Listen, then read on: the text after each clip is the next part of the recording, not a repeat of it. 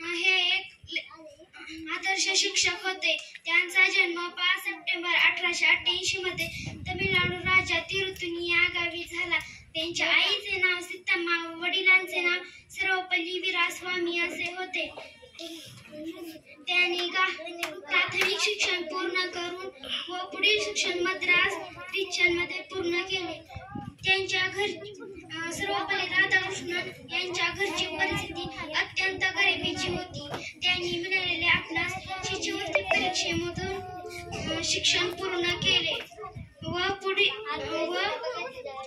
त्यांनी शिक्षण पूर्ण झाल्यानंतर अनेक देशातील कॉलेजांमध्ये प्राध्यापक म्हणून कार्य केले. एवढे बोलून मी माझ्या 2 प्रश्नांची जय भारत.